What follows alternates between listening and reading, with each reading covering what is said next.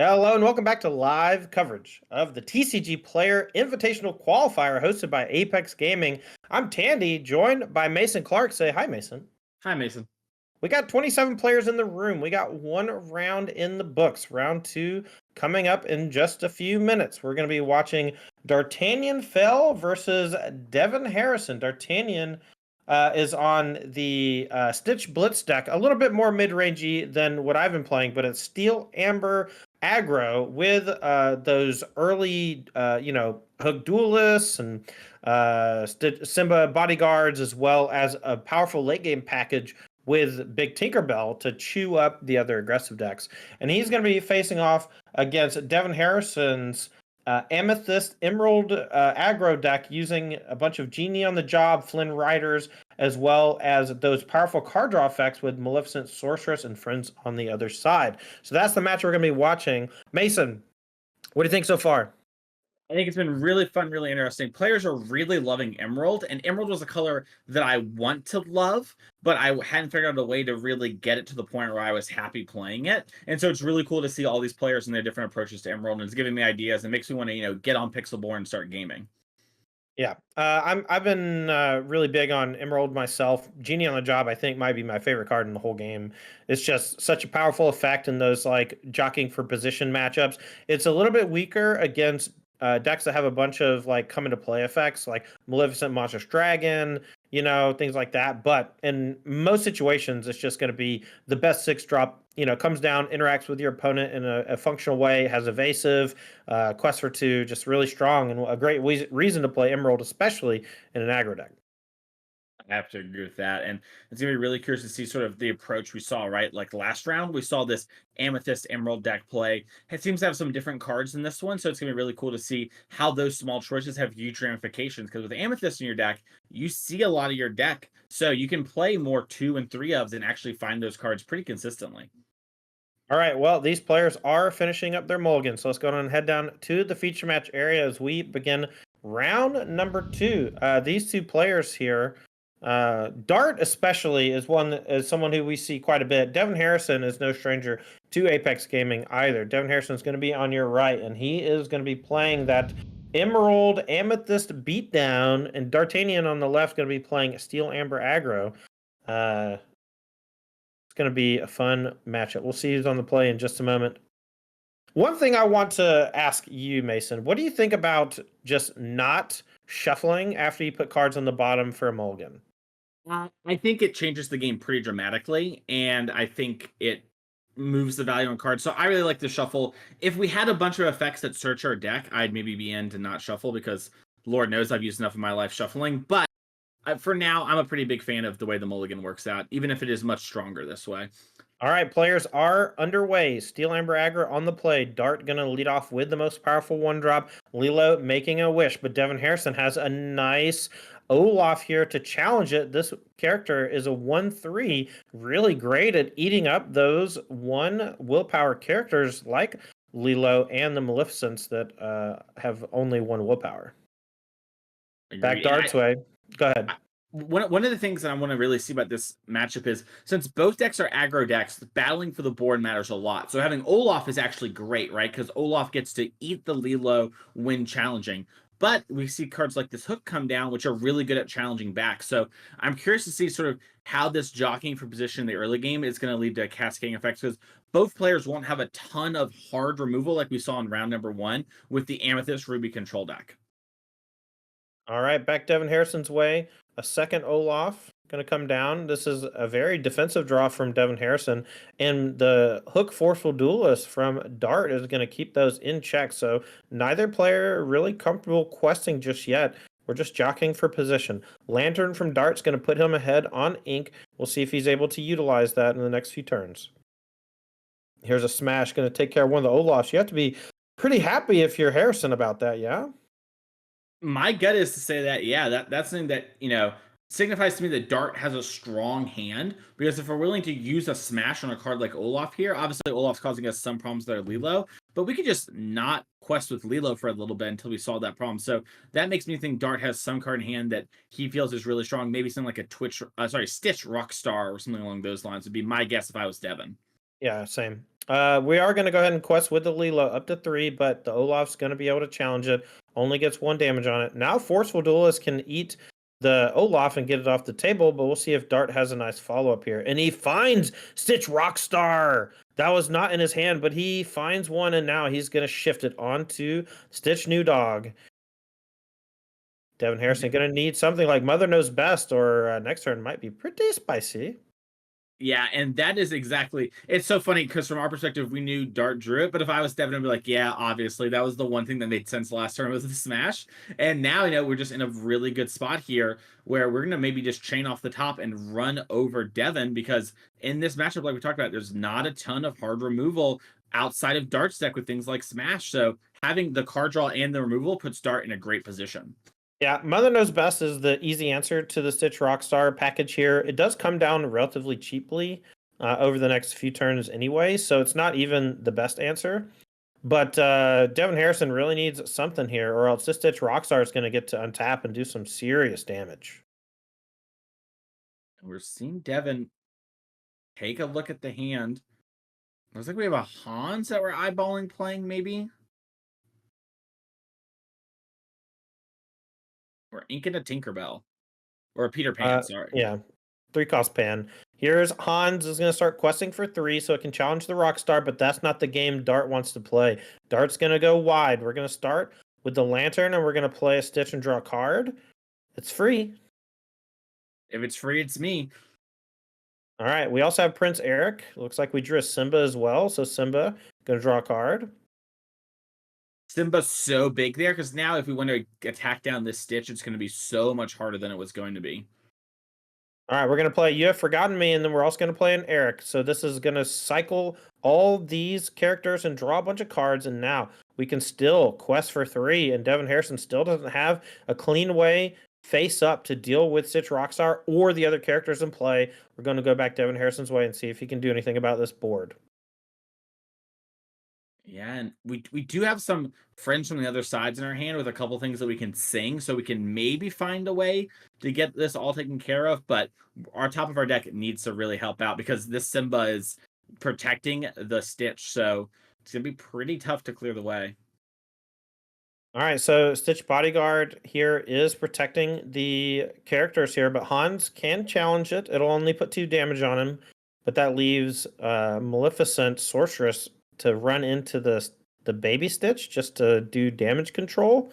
We're still 1 turn away at least from playing Genie on the job, but that could be a great way to get Stitch off the table next turn, but maybe another turn of Stitch Rockstar being active is a little too much to handle, huh? Probably. Can you remind me, is Cusco whenever this creature is banished or whenever it is challenged, it banishes the other? Okay. Challenge, and banish. It's a combo. So you can attack it with like a 2/3 and nothing will happen to it except regular damage, and then you can attack it with like a 2/2 and trade. Gotcha. Okay. I was just curious if we could use Cusco to attack into the Stitch. Nope. Challenge the Stitch. Yeah. Only defensive there for the king. No touchy. Very aggressive card. Mm-hmm. All right, we're going to friends on the other side, but we're hard casting it. If I had to guess, that's going to be game over for Devin Harrison. We're going to spend our turn basically drawing 2 cards. I just don't think that's going to be good enough. Yeah, it looks like Devin forgot about the bodyguard for a second because you saw Devin start to pick up the 2 cards as if to trade with the Stitch, which is probably why we used Friends on the other side with actually using our ink and not just singing it for free. And that is, like you mentioned, going to be a pretty big difference here. And we might just have to have this Maleficent trade off with something else on the board just so we don't fall behind because Dart's threatening to get, 5 lore next turn and, probably, let's say, draw at least 2 more cards. So it's going to be a big problem here for Devin. All right, let's see what he wants to do really in the tank here. When these things happen to you in a tournament and you make a mistake, you got to remember what Hannah Montana said. And that's everybody makes mistakes. Everybody has those days. All you can do now is work with the best plays you have. And, with that information, make the choices you can to win the game.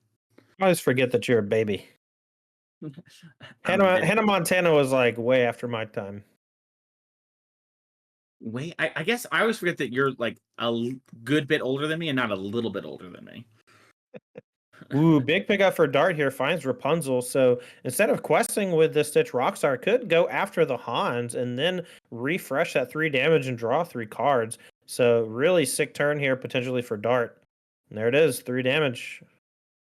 Don't forget to use the lantern. I always forget to use the lantern. It looks like Dart forgot to use the lantern too. Yeah, it's so easy to just forget that one. But luckily, we're drawing 3 cards, so we're a pretty big favorite to find a way to use the lantern. Yep, and it looks like we do have another Prince Eric we can play and something to ink. So we're going to ink be our guest, and that plus the lantern is going to allow one of these 2 drops to come down and draw a card. It looks like it's going to be a Prince Eric here. And this is one of the cool things about this Steel Amber deck, right? What we're seeing here is it is an aggressive deck like the other ones we've seen today, right? Like our 2 Amethyst and our Amber Emerald. But in general, we actually are playing a much more like kind of grindier game with the ability to pivot. And that ability to pivot is often the make or break things in sort of these matchups where both players are about playing to the board. All right, here comes Genie on the job. We're going to bounce both of those stitches, the shift and the new dog back to hand. And now if I'm Dart, I'm just pretty content just replaying it while questing with a bunch of stuff. The Pascal is currently unable to be challenged, but here is a big pickup. That's Tinker Bell, Big Tink, Giant Fairy. That thing that can come down and eat the Pascal if Dart wants it to, but may have more interest in just replaying that Stitch Rockstar and the Stitch or new dog from hand to go ahead and draw a card.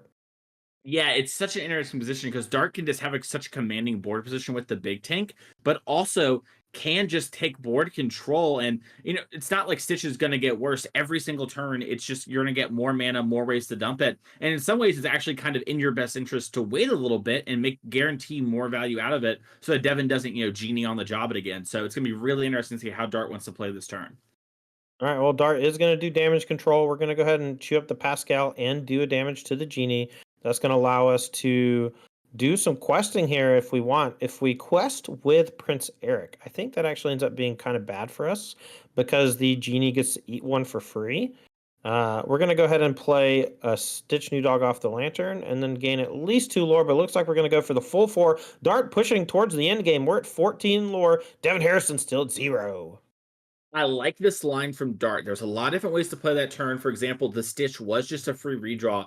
But Dart's like, listen, I don't need a bunch of cards. I'm about to win the game. Right. Devin, you're the one who needs cards. Let's get this over with. All right, Devin, handful of Cusco's. Looks like another Genie on the job, so may want to use that to bounce the Tinkerbell. But again, we're just in a tough spot. If you're Devin, his deck is very aggressive, low to the ground, but looks like Dart out aggroed him this game, and his deck able to refresh nicely with that Stitch Rockstar, and no good answer to it allowed Dart to just refuel, whereas Devin is just stuck with a bunch of 5-drops in hand. Yeah, we saw Dart take an aggressive line with the smash on the Olaf. That really sort of started all this, right? If we had Right. that second Olaf, we could have controlled the board pretty well. And doing that into the Stitch Rockstar put Dart in a commanding position. If I'm Devin, honestly, one thing to really consider when you're playing these games is maybe packing it up, not showing your opponent cards, and saving a little bit of time because Dart just has so many cards and so much lore on you. All right, 4 costs. We're going to shift Stitch on Stitch. That's going to allow for 3, 4, 5, 6, up to 19 lore. So not quite enough, but we're going to be 1 shy. We can also potentially play some more characters here and draw some cards off the Stitch Rockstar. Yeah, and Okay. Devin's packing it up. At 19 lore with 0 lore, you're just not going to actually be able to answer all of the cards every Right. turn for the rest of the game. So Devin sees the writing on the wall, moves on. Yeah, unlike Magic the Gathering, which we both play a bunch, just because you're low on life doesn't necessarily mean that you're losing or going to lose. But a lot of times in Lorcana, if you don't have early ways to challenge your opponent's characters while they're questing, every single character is essentially just like exert it, do damage. And so when you get to late stages of the game where you're at 16, 17, 18 lore, a single character oftentimes off the top of the deck can threaten lethal. And so if you don't have direct interaction, it's just going to be game over. Yeah, this is why you see a lot of Magic players lean towards Ruby Amethyst because it is like the one color that has the most answers for everything. And a good way to think about this is, like Todd just mentioned, basically your creature always has unblockable on its first attack. And then at that point, your opponent can start interacting and blocking if you were to be a Magic player. But another big thing that's different about this game than games like Magic is life gain is actually kind of important if it's on a card that's already reasonable. Normally in games like that, you need to have a lot of life or the card needs to do a big thing. In this game, having like a 3-mana Aladdin, just actually being a 2/2 body and gaining you 1 life by removing their lore is huge in the early turns. Trades off with another character, gain you a life. That's a lot to gain. No, for sure. That's one of the reasons why I wrote an article a little while ago called Goon Theory, and I posited that most decks, if not all decks, should play these one cost 2/2 characters that are just kind of generics because they're resources, but they also double as protection from those aggressive starts via Lilo making a wish or those other aggressive one drop cards.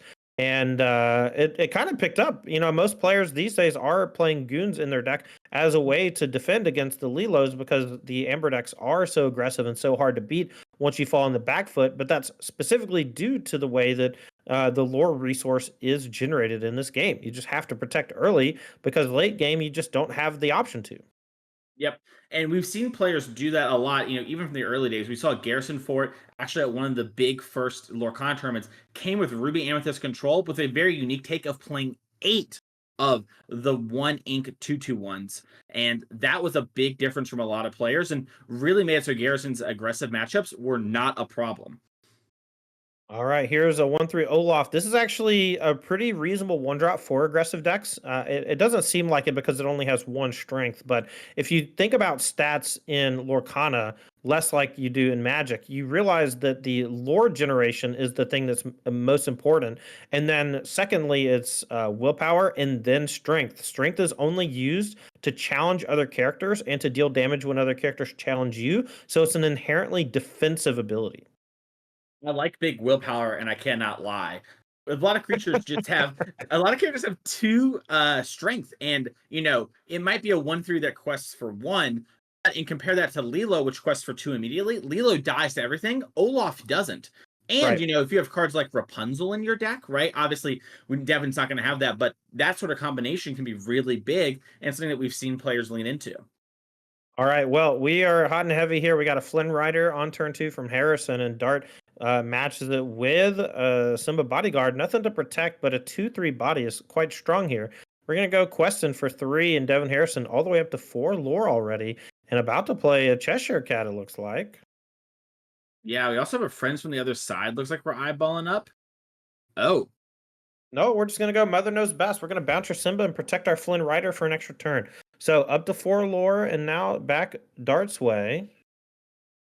We'll see if he wants to deploy the Simba or he has different plans. I saw a Lantern peeking out there, so could go Lantern for 2, play an Ink, and then still play the Simba while getting some acceleration going.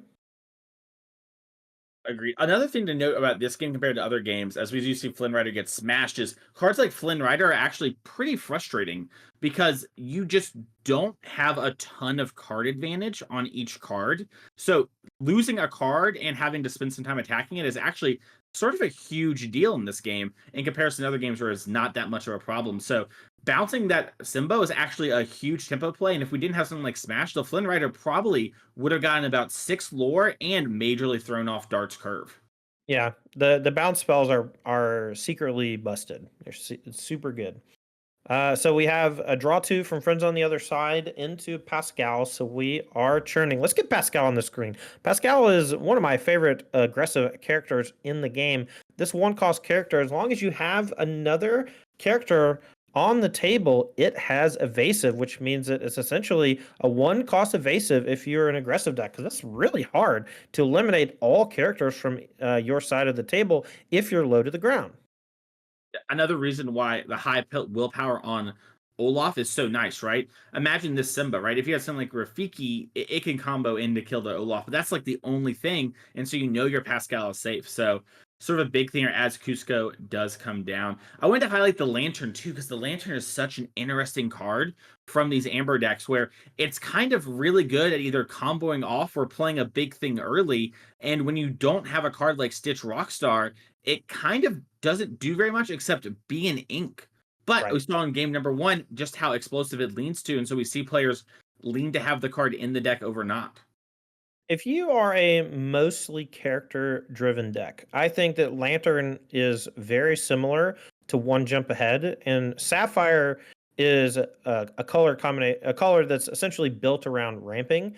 And Lantern is essentially the same thing as One Jump Ahead, as long as your deck is just mono characters. But Stitch Rockstar leans into that very hard. Oh, Yeah. we can't have a Pascal. It's got evasive. If we have something of our own that grants evasive, that could be nice. But Pascal is protected. That's how it works. Yeah, it's also it's awkward, right? Like normally the thing has evasive on the character. Pascal's is hiding in the rule text, much like a Right. chameleon. You have to look really hard to find the evasive. All right. So it looks like we do have access to grab your sword. That plus an attack from Simba could clean up most of the side of Devin's table, leaving 2 damage on the Cusco, which allows the Simba to challenge it next turn, which effectively stems as much bleeding as you need. I wonder if Dart wants to maybe develop the Hans though too, because then if you develop Ah, Hans with grab the sword, we can kind of ping everything down. That does mean Devin's going to go up to at least 12 lore this turn, but you can set up some really devastating turns if you put your Simba into the Olaf and have grab your sword, etc. Dart, we're going to kill Cusco, and it's going to be really interesting to see how Dart plays this out here because there's a lot of options, including Rapunzel to refuel after all that. yeah, I'm down with either Hans or Rapunzel. Unfortunately, we can't play both. I like Rapunzel better, I think, because it just draws a card and it Mhm. allows you to potentially put another character onto the table this turn. Right now, it doesn't look like he's able to, but another lantern off the top. A third lantern is not what you want to see. It's just ink. Yeah, and noticeably not ink for things like smash and grab your All sword, right. which we low key do want to play this turn if we could. But we do get to play it and play another Yeah. lantern. If we find Twitch Rockstar on a 1-drop, it is going to pay off in spades.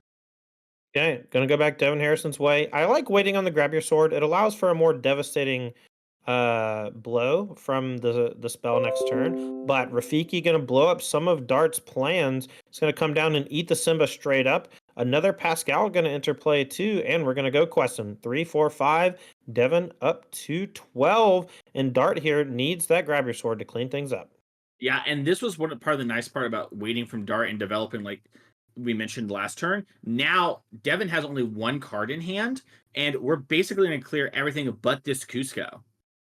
Yeah. Note Cusco doesn't have Death Touch proper. You need to banish the Cusco for it to die completely. It is going to go up to 3 damage on it, but every other character gets banished to the discard pile here, thanks to the powerful Grab Your Sword. And whenever we were playing with just the pre-constructed decks, there was one Grab Your sword in the steel deck, and every time my friend drew it, it ruined my life. Yeah, I played one of my first games with a friend, and we didn't really look at the decks, and I got one sided deal two to everything, and I was like, oh my goodness, and it just I have flashbacks to it every time it happens to me. I'm like, oh no. Speaking of oh no, another Cusco comes down. Yeah, and Dart's really under the gun here. This has to trade the Rapunzel now, and then still going to be in some serious trouble thanks to the other Cusco that's in play. Mm-hmm. It does have the ward. We'll see if Dart has any way to challenge it. Looks like we See, drew ooh, Stitch Rockstar. yeah, that one doesn't straight up kill the Cusco, and I don't know that he can play Stitch Rockstar plus another thing this turn. I see a 7-drop hook in hand. That's a tough trade for Cusco, but you got to do what you got to do. Yeah, not losing is what matters here for Dart because you're so close to being in trouble. Every creature Devin plays is going to be a problem for the rest of the game. Your Stitch will bail you out. You just need to actually get to it, which is going to be the hard part. Oh, we're inking Stitch and playing Hans. I kind of like this too because now some of the early creatures with only one willpower will not be a problem, and you can actually maybe answer them before they quest, or combine with a grab the swords off the top to answer some of the 3 willpower things. We talked about how most of your creatures basically get in their damage at least one time for free, and why aggro decks can be so powerful. But this play, giving up a little bit of value, which I love, in order to maybe insulate ourselves from actually losing. All right. So we play friends on the other side. We draw 2 cards. We're going to quest for 3. That puts us to 18. Devin Harrison on the brink of taking game number 2. Gonna go ahead and ink a Befuddle and play a Jasper. It only quests for one, but when it does quest, it means your opponent's character can't quest. We'll see if Dart can clear this out. Here comes Hook. We're gonna trade for the Cusco.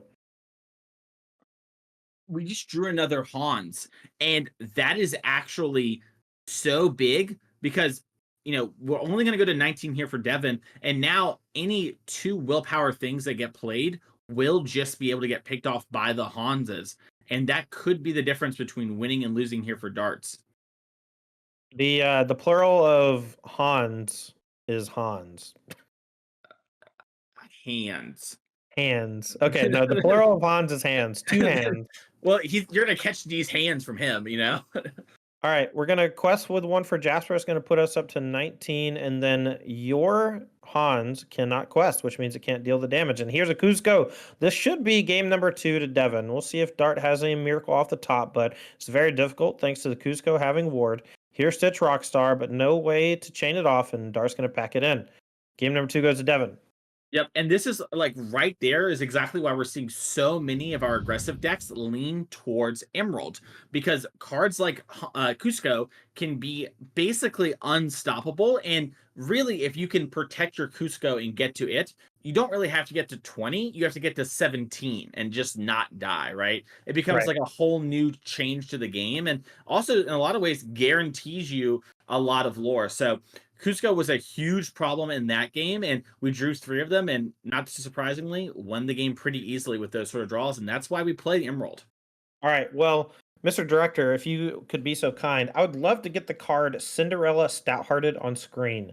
This is a new card from Lorcana Chapter 2, Rise of the Floodborn, and Cinderella Stouthearted is specifically good at helping you challenge Cusco. While it does have ward, the Cinderella Stouthearted has a nice little ability that says, whenever you play a song, this character may challenge ready characters this turn.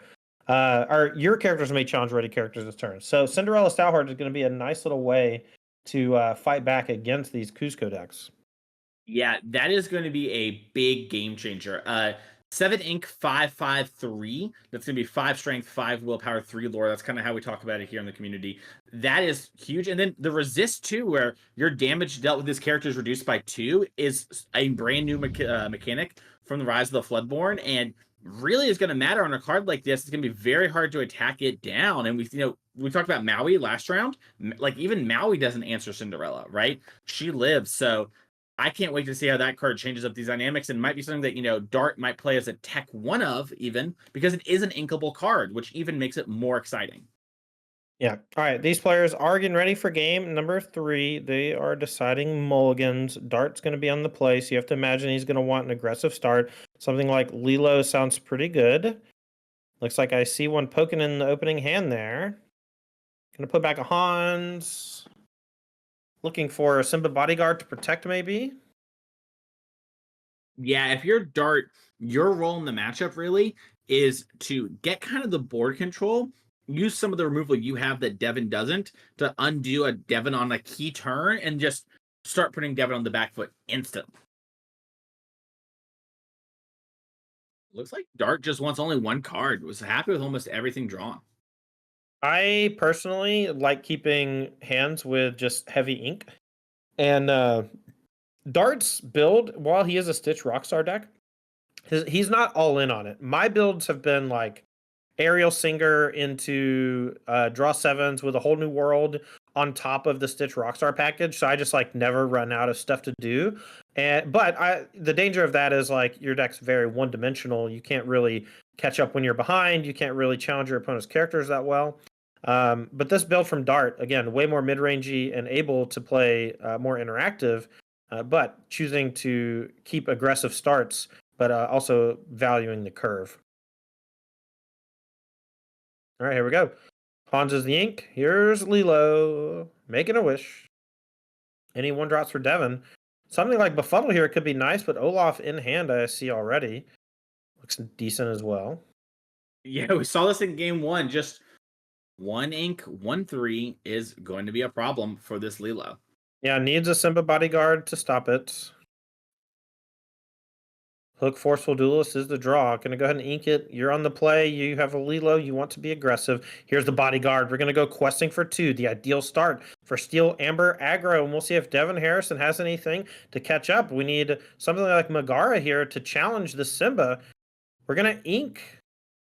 And we're gonna Meg. This 1/3 gonna go chewing up the Simba, dealing 3 damage. This is the combination Olaf with Megara.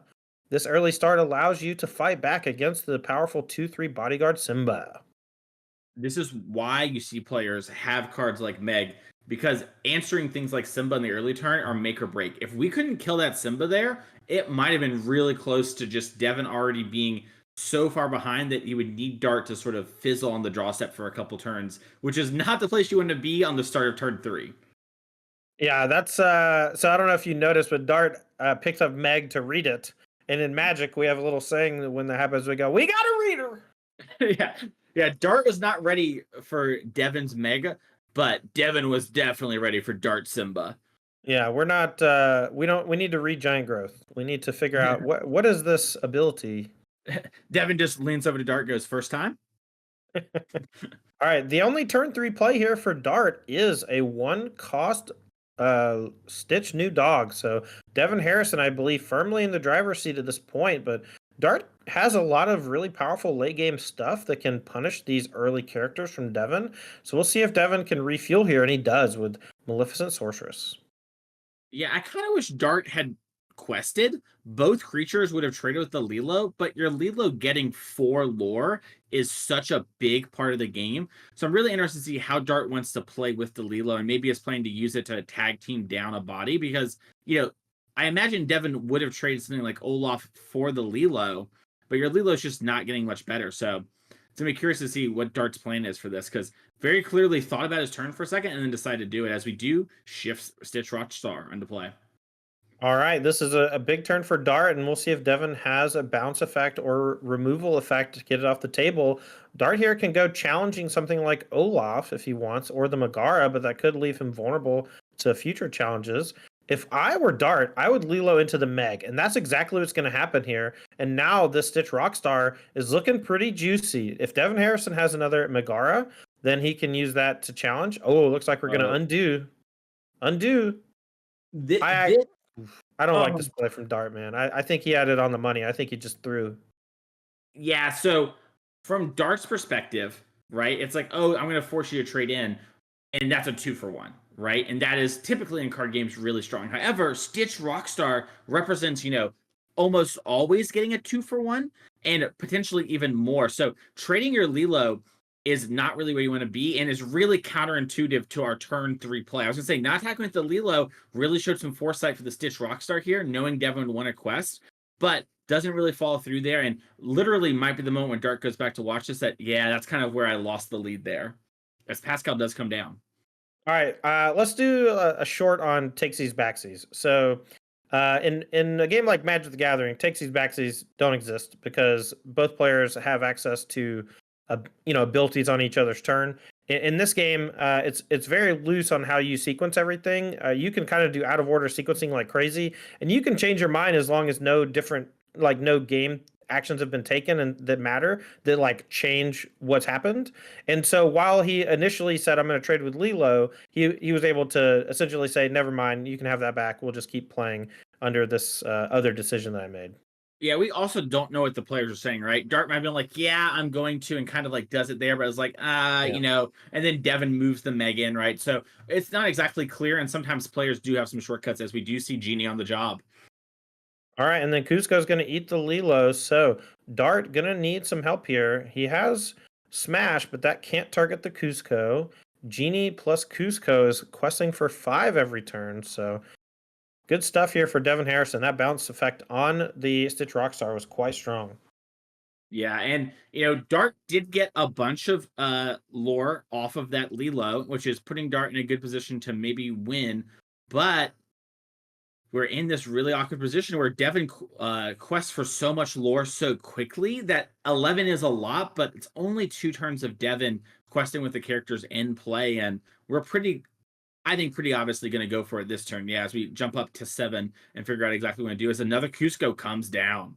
All right, this is getting scary for Dart. Even if he's able to put a bunch of stuff on the table this turn, two Cuscos and the Genie are all probably going to be able to quest next turn. The Tinkerbell off the top, not going to be enough for what's going on right now, but we can start off with a Forceful Duelist and maybe find a chain of 1 and 2 drops to flood the board. Yeah, and if you're Dart, you notice Devin put the 7th ink down, which there's not much in these colors that you really want to do that, which implies to me that there is either some big card in our hand or some card draw that we are wanting to deploy on the next turn, and we're just wanting to make sure we can double character on the next turn. So Dart needs to know that stuff is coming. All right, we're going to go ahead and play Tinkerbell Giant Fairy and deal 1 to all the opponent's characters. And now the question is, do you quest? If you quest for 3, then any characters that come in against a Citroxar are going to die since they all now have a damage on them. I think this is a pretty safe quest for 3. You go up to 14, your opponent has heavy incentive. I think trading is actively pretty bad because their characters trade so poorly. But I guess you're not even threatening lethal next turn, though, and Devin Harrison is. But Stitch, I mean, the Tinkerbell kind of solves that issue, I think. Yeah, It has I think evasive. It has evasive. We need to stop that. That can't happen. yeah, you cannot attack the Genie. It's a vase. That is. We'll get Yeah, let's the try to get over there quick, director, please. yeah. It looks like they caught it. Cool. Yeah, if you could attack the Genie, that would be the right play, I think. But this evasiveness is causing a problem. I do kind of agree that maybe we're supposed to just get our questing on. It is tempting just to kill Cusco, but I think killing Cusco with the amount of cards you have in hand might be too much of a losing play. And very similar to what we talked earlier about Dart, maybe forcing them to make the play that they want to have happen would have been a really good spot, but few missteps here, and Devin still has a lot of cards in hand. Yeah, I mean that's the nature of Amethyst, though, right? Like you have friends on the other side to refresh. Dart has similar effects with Stitch Rockstar, but was never able to actually draw a card off Stitch Rockstar this game, or at least chose not to. Mm-hmm. All right, we're gonna And play a couple more characters. It looks like Dart's in a lot of trouble. This Tinkerbell can challenge the Cusco and then deal 2 to something, but without another Tinkerbell or grab your sword, I don't know if it's enough. we drew grab your sword. Okay, so Dart does have a way to maybe get out of this. We just have to make sure how exactly do we want to play our cards. So on the table, grab your sword doesn't kill anything. Tinkerbell can only challenge Cusco right now. So we could go grab your sword, deal 2 to everything. Cusco gets taken down by the Tink, and then Tink's ability does 2 to Hans. That leaves a 1 let's see, one willpower remaining on the Genie, 1 willpower remaining on the Tinkerbell, and they can quest for 4 next turn up to 16. So Dart's still going to be in a tough spot next turn. Yeah, it is a situation where right now we are doing this so we can draw another grab your sword and hope Right. that that is enough. And Another Tinkerbell is also good too because both these characters only have 1 willpower left. yep, Dart on a 6 outer. Here's Maleficent. That's a good one though, as it refreshes itself. Another 3 drop. A friend's on the other side. Let's draw 2. Hans and Cheshire Cat. We can ink the Hans and play Cheshire Cat, and I think that should be enough. Yeah, I think that plays around the grab the sword and your Tinkerbell. But All right. we'll have to see. Oh, Lantern, no! That's gonna do it! Devin Harrison is gonna defeat D'Artagnan Fell 2 to 1, and Amethyst Emerald Aggro is going to progress to 2-0. And we are getting dangerously close to seeing a new breakout deck. This Amethyst Emerald Aggro deck looks quite good. No just-in-times for the cheese, but we do have friends on the other side, a lot of evasive characters, and a lot of interaction via Genie and Mother Knows Best, and it's looking quite good. It's been very impressive. I'm excited to see how it develops over the course of the rest of the day. And we're also seeing some of the problems maybe with trying to, we talked about like in the Steel Ember deck, you can have this issue where you kind of want to go 2 directions, which is typically pretty good, but the cards are so disparate, right? Things like Lantern are so good with Stitch, but our Tinkerbell Smash Grab Your Swords are so not good with those cards. And I think maybe this deck has a lot of potential, but we need to make it a little less all-encompassing and lean into one direction a bit more, and maybe be weaker in the other direction. Don't know which way to go, but very interesting deck still.